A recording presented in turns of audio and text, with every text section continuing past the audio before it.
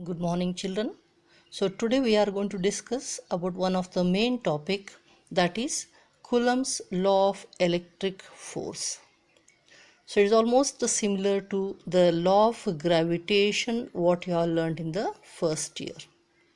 So let us see the statement of Coulomb's law. It says about the electric force or electrostatic force between the two charged particles or charged bodies. So according to the law, this force between 2 point charges at rest, so condition is we are learning electrostatics, so it must be at rest. Okay, they must be at rest. So between two charges at rest is directly proportional to the product of their magnitude of charges and inversely proportional to the square of distance between them. So let us take the example over here. If suppose you consider the 2 point charges, say of magnitude q1 and q2, and here I have taken both as the positively charged. We know that like charges repel each other, hence we are going to observe the force on this as I can write as F on second particle due to the first particle and on the first particle due to the second particle. So it's going to be a repulsive in nature. Whereas if I take again negative charge also, if both are carrying negative charge, then also you're going to observe it as the once again a repulsive force, that is F21 and F12. And these forces will act along the line joining those 2 point charges, or if you have the bodies, then along the line joining the center of their charges. We know that if the forces between two bodies act along the line joining their center of mass or center of charge, then we call them as central forces. So we can say that Coulomb's force is a central force.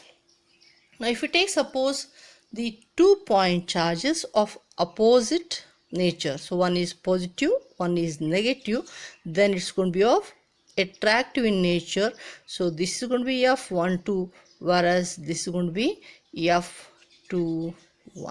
Okay, so these forces according to this statement, if suppose you take force between, let it be F12 or F21, since it is directly proportional to the product of those two charges and inversely proportional to square of distance between them, obviously both are going to be equal. That is F12 must be equal to F21 in magnitude. Of course, directions, if I write vector wise, they are supposed to be in opposite direction. So if you write vectorly, so they are in the opposite direction, let it be attractive or let it be repulsive. Whereas if you take only magnitude, so they are equal in magnitude. Hence you can say one of the question will get is the ratio of F1 to the F21. So obviously 1:1 you are going to get. Okay, so it's one of the objective question. So both are going to be equal. So I am writing it as just F. So F is directly proportional to the product and F is inversely proportional to square of distance between them. So clubbing these two things, so I can write as F is proportional to Q1 Q2 by R square. That's what the statement is. Now this proportionality constant, if the medium between these charges, if I have it as air medium or the vacuum medium, vacuum means free space, in that case we are going to replace that proportionality constant as 1 by 4 pi epsilon naught. So this is so pronounced as epsilon naught. Okay, which is nothing but the absolute permittivity of free space. So what do you mean by permittivity of free space? So in brief, I can say it as it is a resistance offered by that particular medium for the electric field, okay, in order to interact these two charges, okay. So again I repeat, permittivity of any medium, we say it as it is a resistance offered for the interaction of these two charges, okay.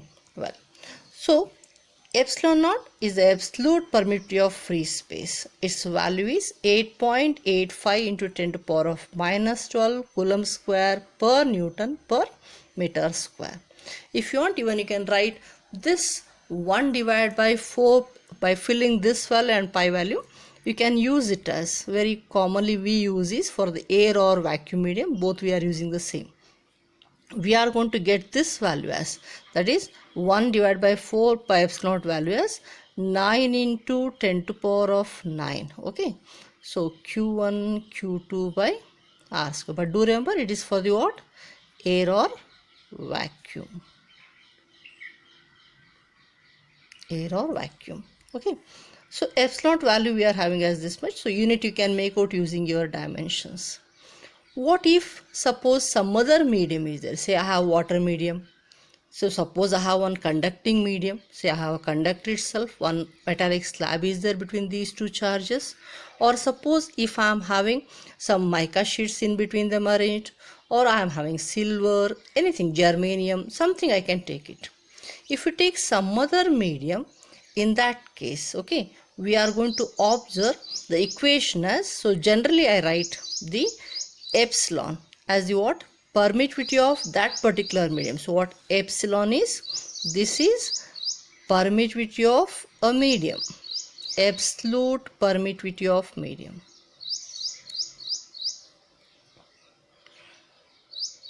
So we are having it as absolute permittivity of that particular medium. So we are going to write the equation as force in a medium between any two given charges as 1 by 4 pi epsilon q1 q2 by r square. But it is difficult to remember the value of epsilon as it comes in terms of power of 10 and all these digits. So hence what we do is, we are going to compare the permittivity of any given medium with respect to the free space or air, and we are going to write it as a relative permittivity of a medium. So let us see what is meant by a relative permittivity of a medium, as well as we discuss regarding what happens to the force, whether if I replace the vacuum or air medium by some other medium, this force is going to, Coulomb's force what we call, or electric force, is going to decrease or increase, okay.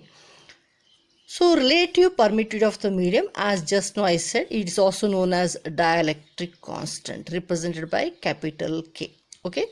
So a relative permittivity I can write as epsilon r, or dielectric constant. So dielectric means insulator, remember, insulator, any insulating medium, okay, we are discussing about. So epsilon r, relative permittivity or dielectric constant, is nothing but the ratio of absolute permittivity of that given medium to the absolute permittivity of free space, okay. Means it's just a comparison of resistance of the medium to the electric field with respect to what, with respect to the free space. So this is known as the dielectric constant or the relative permittivity. Now from this I can write this epsilon, I can write as either epsilon naught k, or I can write as epsilon into epsilon naught. So what I can write, epsilon naught into k. So let us replace in this equation. Hence this equation becomes Fm, force in a medium between these two charges, anything, any example you can take, will be equal to 1 divided by 4 pi. Now in place of epsilon I am going to replace as epsilon naught k. So epsilon naught k into q1 q2 by r square. But this is nothing but we had already the force in the air medium or vacuum. Hence I can write this as force in a medium as equal to F in air or vacuum divided by the dielectric constant or relative permittivity of that particular medium. Okay, but K value means relative permittivity or dielectric constant of any medium. If you are going to observe, you are going to find that K for the vacuum, we are taking it as 1 because we substitute as what? Epsilon naught by epsilon naught becomes what? 1. Whereas K for air, you are having it as almost same as the vacuum itself. It comes out to be 1.00058, so on, or I can take approximately 1.00006. Hence we take almost nearly as K of vacuum itself. Whereas K of water, if you take, it comes out to be nearly 80. But do remember, these K values, dielectric constant values, are independent of the magnitude of the charges or separation between them. They just depend on the medium. They speak about resistance offered by the medium for the flow of electric lines of forces, or for that electric field for interaction of these two charges. Or K of, if you take suppose the mica sheet, you are having it as around nearly 6, something like that. So you are observing is, I'll just post one list of these values to you later, children. So your finding is K of all these values, means apart from your vacuum or the air, if you take any medium, K value is more. Then it's very clear when I take this equation, you are finding that force in a medium is always less than force in air or vacuum. So force between the 2 point charges goes on decreasing. And one more thing you have to find here from this point, that is, if suppose you are going to have the two charges as like charges, then the product becomes positive. So I can take F as positive, means I can say F as greater than 0. Okay, whereas if suppose these two charges are unlike charges, opposite nature, then your product positive into negative becomes negative, so force becomes negative. So means I can say F as less than 0. What F greater than 0 indicates? They are like charges. If they are like charges, even I can say this becomes a repulsive. So F greater, this is going to be your objective question. So F greater than 0 indicates the type of force is repulsive in nature, whereas, or I can say force is between the like charges.